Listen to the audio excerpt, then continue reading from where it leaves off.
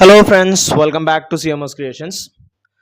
നമ്മൾ എക്സാം എടുത്തുകൊണ്ടിരിക്കുകയാണ്. എക്സാമിന് മുമ്പായിട്ട് നമുക്ക് കുറേ പ്രീവിയസ് ക്വസ്റ്റ്യൻ പേപ്പറൊക്കെ നോക്കുന്നത് നല്ലതാണ്.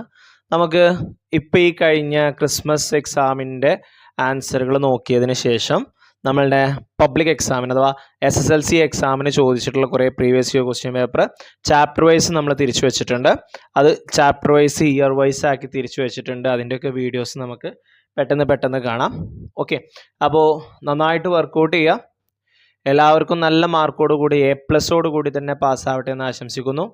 അപ്പോൾ നമുക്ക് ഈ കഴിഞ്ഞ സെക്കൻഡ് ടേമിൽ ഇവാലുവേഷൻ 2024 ഗണിതം അഥവാ മാത്തമാറ്റിക്സിൽ 2 മാർക്കിന് ചോദിച്ചിട്ടുള്ള ചോദ്യങ്ങളും അതിൻ്റെ ഉത്തരങ്ങളും എന്തൊക്കെയാണെന്നുള്ളത് നോക്കാം. ഇത് കഴിഞ്ഞിട്ട് നമുക്ക് നമ്മളുടെ SSLC പരീക്ഷയുടെ ചോദ്യങ്ങളും ഉത്തരങ്ങളും നോക്കാം. ഓക്കെ, ക്വസ്റ്റ്യൻ ഇതാണ്. What is the 10th term of the arithmetic sequence 5, 10, 15? 5, 10, 15 എന്ന സമാന്തര ശ്രേണിയുടെ 10ാം പദം കാണുക. Which is the first perfect square number of the sequence? ഈ ശ്രേണിയിലെ ആദ്യത്തെ പൂർണ്ണവർഗ പദം ഏതാണ്?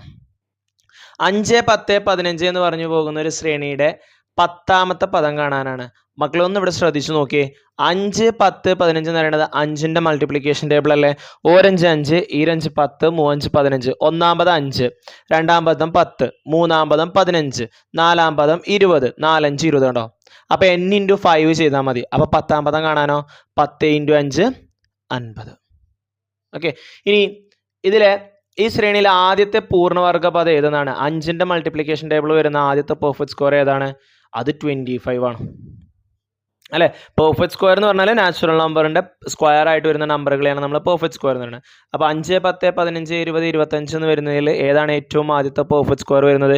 അത് 5ന്റെ തന്നെ അഥവാ 5ന്റെ തന്നെ സ്ക്വയർ ആയിട്ടുള്ള 25 ആണ് വരുന്നത്. ഓക്കെ, ഇത് 2 മാർക്കിന് ചോദിച്ച ചോദ്യമാണ് കേട്ടോ. പെട്ടെന്ന് നമുക്ക് ഉത്തരം എഴുതാൻ പറ്റും. അപ്പോൾ 5, 10, 15 എന്ന് പറയുന്ന സമാന്തര ശ്രേണിയിലെ 10ാമത്തെ പദം എത്രയാണ്?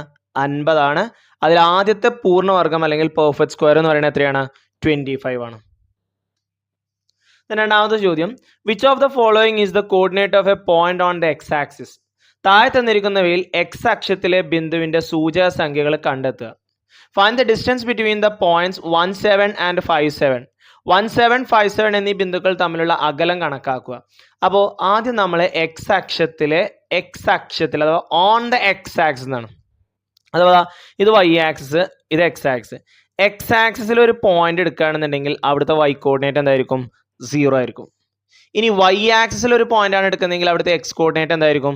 0 ആയിരിക്കും. നേരെ എക്സ് നോക്കുമ്പോൾ ഇവിടെ 0 അല്ലേ വരിക അല്ലേ? അപ്പോൾ ഇവിടെ നോക്കിയേ, എക്സ് 0 വരുമ്പോൾ അത് y ആക്സിസിലെ കോർഡിനേറ്റ് ആണ്. അപ്പോൾ ഇതല്ല. ഓക്കെ, 2, 6 എന്നൊക്കെ പറയുമ്പോൾ ഇവിടെ ക്വാഡ്രന്റുകളിലാണ് വരിക. അപ്പോൾ ഇതും അല്ല. ഓക്കെ, -2, 3 എന്ന് പറഞ്ഞു കഴിഞ്ഞാലും അതും ക്വാഡ്രന്റിലാണ് വരിക. എക്സ് -2 y 3 എന്ന് പറയുമ്പോൾ ഈ ക്വാഡ്രന്റിൽ സെക്കൻഡിലാണ് വരിക. എക്സ് അക്ഷത്തിൽ 6 0 y 0. അപ്പോൾ അതാ മൂന്നാമത്തത് 6 0. എക്സ് ആക്സിസിൽ പോയിന്റ് ആണ് ചോദിച്ചിട്ടുള്ളത്. എക്സ് ആക്സിസിൽ y കോർഡിനേറ്റ് എന്തായിരിക്കും? 0 ആയിരിക്കും. അപ്പോൾ 60. ഇനി find the distance between 17 and 57 എന്നാണ് പറഞ്ഞിട്ടുള്ളത്. ഡിസ്റ്റൻസ് കാണാൻ നമ്മൾ പല ഇക്വേഷൻസ് പഠിച്ചിട്ടുണ്ട്. ഇപ്പോൾ എക്സ് സെയിം ആണെന്നുണ്ടെങ്കിൽ വൈകൾ തമ്മിലുള്ള വ്യത്യാസം, y സെയിം ആണെന്നുണ്ടെങ്കിൽ എക്സുകൾ തമ്മിലുള്ള വ്യത്യാസം, രണ്ടും ഡിഫറെൻ്റ് ആണെന്നുണ്ടെങ്കിൽ √x1 - x2² plus y1 - y2² എന്ന് പറയുന്ന ഇക്വേഷനാണ് നമ്മൾ യൂസ് ചെയ്യാറ്. ഇപ്പോൾ ഇവിടെ നമ്മൾ നോക്കുമ്പോൾ ഇവിടുത്തെ എക്സ് കോർഡിനേറ്റ് എത്രയാണ്? 1 ആണ്. x2 എത്രയാണ്?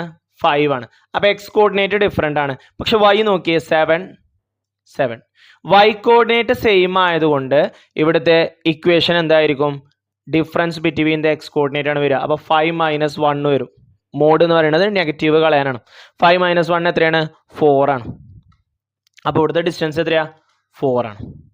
ഓക്കെ, അപ്പോൾ എക്സ് സെയിം ആണെന്നുണ്ടെങ്കിൽ വൈകൾ തമ്മിലുള്ള വ്യത്യാസം, y സെയിം ആണെന്നുണ്ടെങ്കിൽ എക്സുകൾ തമ്മിലുള്ള വ്യത്യാസം. ഇവിടെ y ആക്സിസുകൾ സെയിം ആണ്. ഇവിടെയും 7 ആണ്, ഇവിടെയും 7 ആണ്. അപ്പോൾ 5 - 1 4 കിട്ടും. ഓക്കെ, മൂന്നാമത്തെ ചോദ്യം, PA and PB are tangent to a circle with a center O. Angle AOB 140 degree. O വൃത്തകേന്ദ്രവും PA PB വൃത്തത്തിലേക്കുള്ള തൊടുവരകളുമാണ്. Angle AOB 140. What is angle A P B? Angle A P B കാണുക, P A B കാണുക. Okay, അപ്പോൾ നോക്കിയാൽ ഇവിടെ 40 വരും. ഇത് 2 റേഡിയസ് ആണ്. ഇത് റേഡിയസുകൾ തമ്മിലുള്ള കോണ്. റേഡിയസുകൾ തമ്മിലുള്ള കോണും ആ റേഡിയസിൽ നിന്നും പോകുന്ന ടാൻജന്റുകൾ തമ്മിലുള്ള കോണും കൂട്ടുമ്പോൾ നമുക്ക് 180 കിട്ടും.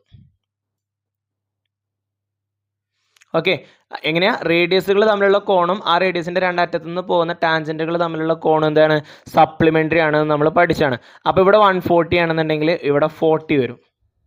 ഓക്കെ, കാരണം ആ 2 കോണുകൾ കൂട്ടിയാൽ 180 ആണ്. അതിൽ എ ഒ ബി 140 ആണ്. 140 ഇപ്പുറം വരുമ്പോൾ 40 ഡിഗ്രി എ പി ബി. ഇനി P A B, P A B എന്ന് പറയുന്ന ഈ ആംഗിൾ കാണണം. അതിന് നോക്കിയേ, ഈ പി എ ബി എന്ന് പറയുന്ന ട്രയാങ്കിളിൽ നോക്കിയാൽ പി എയും പി ബി ഈക്വൽ ആണ്. ഒരു സർക്കിളിന്റെ പുറത്തുള്ള ഒരു ബിന്ദുവിൽ നിന്നുള്ള തൊടുവരകളുടെ ലെങ്ത് എന്തായിരിക്കും? സെയിം ആയിരിക്കും. അപ്പോൾ പി എയും പി ബിയും എന്താണ്? ഈക്വൽ ലെങ്ത് ആണ്. പി എ ഈക്വൽ ടു എന്താണ്? പി ബി ആണ്. കാരണം സർക്കിളിന്റെ പുറത്തു നിന്നുള്ള ഒരു ടാൻജന്റ്, 2 ടാൻജന്റ് നമുക്ക് വരക്കാൻ പറ്റും, അത് 2 ഈക്വൽ ആണ്. അപ്പോൾ ഈ 2 സൈഡ് ഈക്വൽ ആവുമ്പോൾ, ഒരു മിനിറ്റ്, ഈ 2 സൈഡ് ഈക്വൽ ആവുമ്പോൾ ഈ ട്രയാങ്കിൾ ഒരു ഐസോസിലസ് ട്രയാങ്കിൾ ആവും. അപ്പോൾ ട്രയാങ്കിൾ പി എ ബി എന്താണ്? സമപാർശ്വമാണ്, ഐസോസിലസ് ആണ്. ഐസോസിലസ് ആണെന്നുണ്ടെങ്കിൽ അതിന്റെ 2 ആംഗിളുകൾ എന്തായിരിക്കും? ഈക്വൽ ആയിരിക്കും. ഈക്വൽ സൈഡിന് ഓപ്പോസിറ്റ് ഉള്ള ആംഗിൾസ് എന്തായിരിക്കും? ഈക്വൽ ആയിരിക്കും. അപ്പോൾ ഇവിടെ നമുക്ക് 40 എന്ന് കിട്ടിയല്ലോ. ഓക്കെ, അപ്പോൾ 180 എന്ന് 40 പോയാൽ 140 ആണ്. ആ 140യെ നമ്മൾ എന്ത് ചെയ്യണം? ഈക്വൽ ആയിട്ട് ഡിവൈഡ് ചെയ്യണം. അപ്പോൾ നമുക്ക് 70 എന്ന് കിട്ടും. അപ്പോൾ ആംഗിൾ പി എ ബി എത്രയാണ്? 70 ആണ്. ഇനി വേറൊരു മെത്തേഡ് കൊണ്ട് ഞാൻ പറഞ്ഞു കേട്ടോ, ഐസോസിലസ് അല്ലാതെ. നോക്കിയാൽ ഇവിടുന്ന് സർക്കിളിലേക്ക് ഓരോ ലൈനുകൾ വരച്ചു. ഓക്കെ, ഇവിടെ 140 ആണെന്നുണ്ടെങ്കിൽ ഇവിടെ എത്രയായിരിക്കും? അതിൻ്റെ പകുതി 70 വരും. സർക്കിൾസ് എന്ന് പറയുന്ന ചാപ്റ്ററിൽ പഠിച്ചാണ്. സെൻട്രൽ ആംഗിൾ എത്രയാണോ അതിൻ്റെ പകുതി ആയിരിക്കും സർക്കിളിൽ വരിക. ഇനി ടാൻജന്റിലേക്ക് തന്നെ നമ്മൾ തിരിച്ചു പോകും. ഒരു ട്രയാങ്കിളിൻ്റെ ഒരു കോണ് അതിൻ്റെ ഓപ്പോസിറ്റ് സൈഡ് ടാൻജന്റുമായിട്ട് ഉണ്ടാക്കുന്ന കോണും സെയിം ആയിരിക്കും. അപ്പോൾ ഇവിടെ 70 ആണെന്നുണ്ടെങ്കിൽ ഈ 70ക്ക് ഓപ്പോസിറ്റുള്ള സൈഡാണ് ആര്? A B. അത് ടാൻജന്റുമായിട്ട് ഉണ്ടാക്കുന്ന കോണുകളും എന്തായിരിക്കും? 70 ആയിരിക്കും. ഈ മെത്തേഡിൽ നിങ്ങൾക്ക് ഇത് ചെയ്യാം കേട്ടോ. എങ്ങനെയാ? ഇവിടെ 140 ആണെന്നുണ്ടെങ്കിൽ മുകളിൽ അതിൻ്റെ പകുതി 70 വരും, സെൻട്രൽ ആംഗിളിൻ്റെ പകുതി. ഇവിടെ 70 ആണെന്നുണ്ടെങ്കിൽ ത്രികോണം എ ബി, ഇവിടെ നമുക്ക് വേറെ ഏതെങ്കിലും ലെറ്റർ കൊടുക്കുക, എ ബി ക്യൂ എന്ന് കൊടുക്കാം. ആ എ ബി ക്യൂവിൽ ക്യൂ എന്ന് പറയുന്ന ആംഗിൾ അതിൻ്റെ ഓപ്പോസിറ്റുള്ള സൈഡ് ടാൻജന്റുമായിട്ട് ഉണ്ടാക്കുന്ന ആംഗിളും ഈക്വൽ ആയിരിക്കും. അപ്പോൾ ഇവിടെ 70 ആണെന്നുണ്ടെങ്കിൽ ഈ 2 കോൺ എന്തായിരിക്കും? അതും 70 ആയിരിക്കും. അതായത് പി എ ബിയും പി ബിയും 70 ആയിരിക്കും. ഈ മെത്തേഡിൽ നിങ്ങൾക്കത് സോൾവ് ചെയ്യാം കേട്ടോ.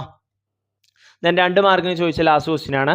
All edges of a square pyramid, all edges of a square pyramid are equal length. Sum of all edges is 72. ഒരു സമചതുര സ്തൂപികയുടെ വക്കുകളെല്ലാം തുല്യമാണ്.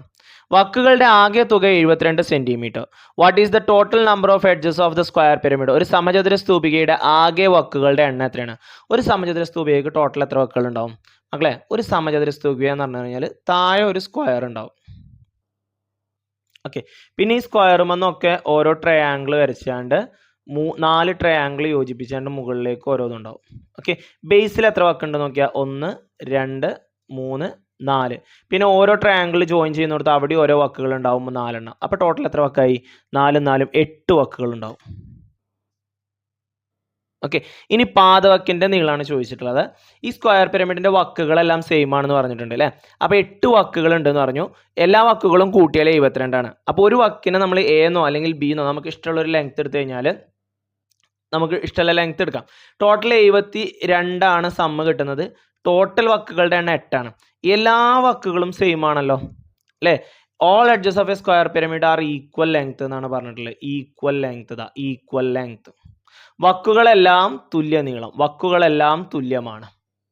അപ്പോൾ ഒരു സമചതുര സ്തൂപികയുടെ വക്കുകളൊക്കെ എന്താണ്? സെയിം ആണ്. അപ്പോൾ വക്കുകളൊക്കെ സെയിം ആകുമ്പോൾ 8 വക്കുകളാണുള്ളത്. അങ്ങനെയാണെന്നുണ്ടെങ്കിൽ ഒരു വക്കിൻ്റെ നീളം എന്തായിരിക്കും?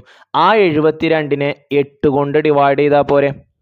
72നെ 8 കൊണ്ട് ഡിവൈഡ് ചെയ്യുമ്പോൾ നമുക്ക് എത്ര കിട്ടും? 9 കിട്ടും. അപ്പോൾ ഒരു വക്കിൻ്റെ നീളം 9 ആണ്. ഈ ഒരു വക്ക് എന്ന് പറയുന്നത് തന്നെയല്ലേ പാദവക്ക്? അപ്പോൾ പാദവക്കിൻ്റെ നീളം എത്രയാണ്? 9. അപ്പോൾ ബേസ് എഡ്ജ് എത്രയാണ്? 9. ബേസ് എഡ്ജും ലാറ്ററൽ എഡ്ജും, ഈ 2 എഡ്ജുകളാണ് ഉള്ളത്. ഏതൊക്കെയാ? ബേസ് എഡ്ജും ലാറ്ററൽ എഡ്ജും. ബേസ് എഡ്ജും 9 ആണ്, ലാറ്ററൽ എഡ്ജും 9 ആണ്. നമ്മുടെ പാദവക്ക് എന്നാണ് ചോദിച്ചിട്ടുള്ളത് ബേസ് എഡ്ജ്. അപ്പോൾ അത് നമ്മൾ സെപ്പറേറ്റ് എടുത്ത് എഴുതി. ബേസ് എഡ്ജ് അല്ലെങ്കിൽ പാദവക്ക് ഈക്വൽ ടു 9. ഇത്രയും ചോദ്യങ്ങളാണ് 2 മാർക്കിന് ചോദിച്ചിട്ടുള്ളത്. ബാക്കിയുള്ള ചോദ്യങ്ങൾ നമുക്ക് പെട്ടെന്ന് നോക്കണം. നമ്മുടെ എക്സാം അടുത്തുകൊണ്ടിരിക്കുകയാണ്. എല്ലാവരും നന്നായിട്ട് വർക്കൗട്ട് ചെയ്യുക. എല്ലാവർക്കും കിട്ടട്ടെ എന്ന് ആശംസിക്കുന്നു. കിട്ടും. മുട്ടുവിൻ തുറക്കപ്പെടുന്നതാണ്. നമ്മൾ ഒന്നായിട്ട് തട്ടിയാൽ മതി, തുറക്കും കേട്ടോ. നന്നായിട്ട് പഠിക്കുക, കോൺഫിഡൻസ് ആയിട്ട് പോയിട്ട് എഴുതുക. Okay. So thank you for watching this video. See you soon. Bye bye.